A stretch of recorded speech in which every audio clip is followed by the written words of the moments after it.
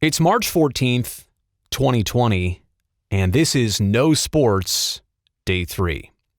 This time around, I'll be talking about the physical versus mental battle that we're now facing, as well as a relatively new term. None of us had ever been talking about social distancing before the last few days. And last but not least, well, maybe in terms of priorities, it is least, but how on earth could the NHL even logistically make a comeback and finish this season?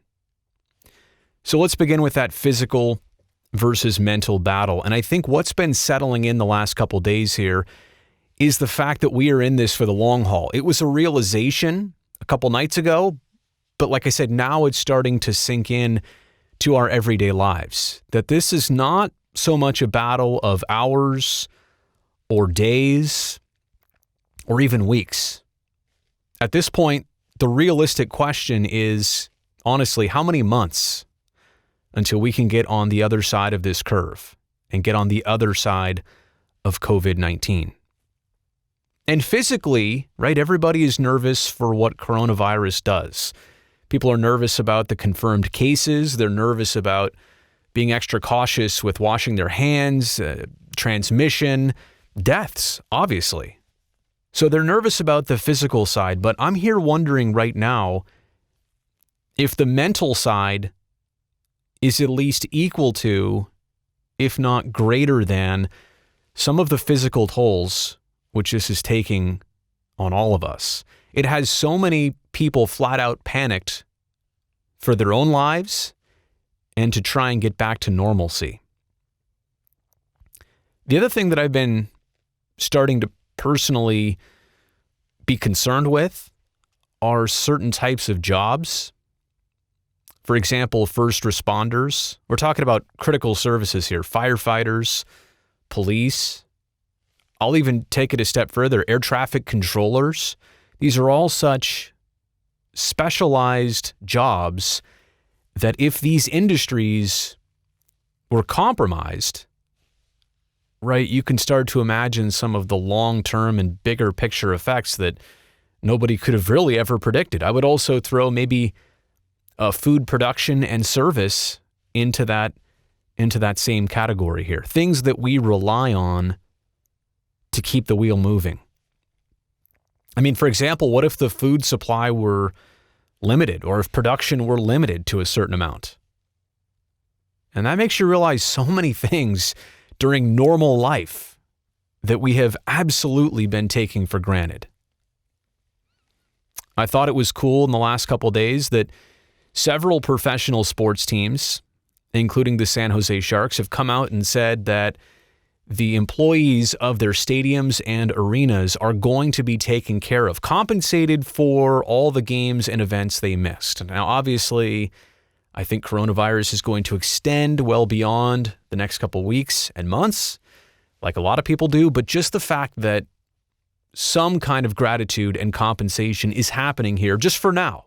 We'll address things deeper when we get there, but just for now, to know that some people are being taken care of, I think things like that ease the mental battle that we've been talking about here. And look, I understand it's probably not this weekend. This is the adaptation weekend. Maybe by next weekend or the one after that, there might be a mental breaking point for a lot of different people. And I'm not saying that to scare anybody. I'm trying to get one step ahead of this. We're all tuned to a certain pace of life. And honestly, I'll speak for myself, probably too fast, probably at 113% individually. And it's hard to break 113%, to dial it back to 75 for a couple days, for a couple weeks, like I said, for a couple months. All of this is hard, being forced to change.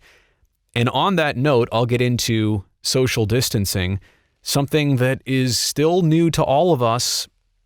Unfortunately, so new that not a lot of people either are understanding it properly or are practicing it responsibly or couldn't care less about it.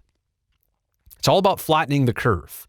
You've also heard that term, making it so the medical system can be less taxed so that there's not a huge rush of people. flattening the curve and social distancing, that's not going to actually prevent you from potentially getting coronavirus. That might be inevitable, but what it does is it saves the resources of doctors and medical professionals for others who need it at more important times.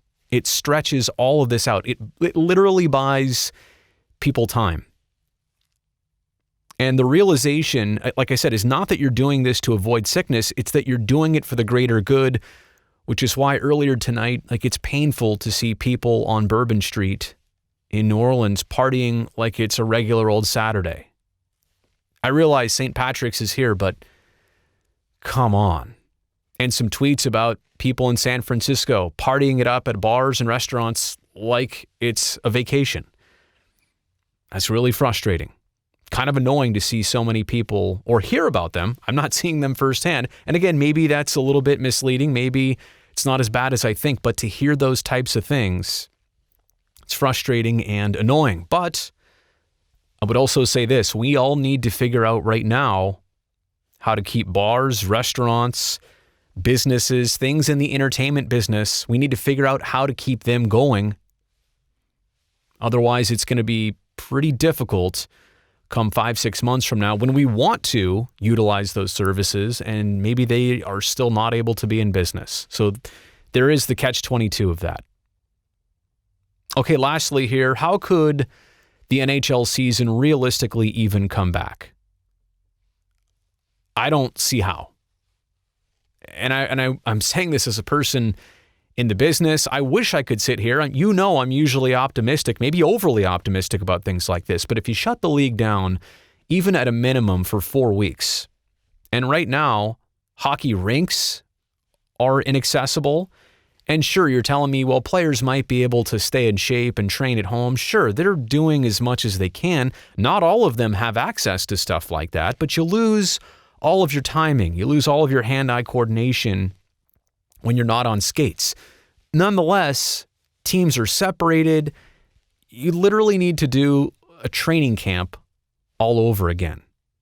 Now, I'm not saying the same thing here for basketball because I think the nature of the sport is a little bit different. The variables at hand are different. That might actually be a little bit more doable. If coronavirus could be contained June, maybe, right? But even still then, I don't want to put too much unneeded hope into somebody's system when I don't really see how this is logistically possible. Not just that, right?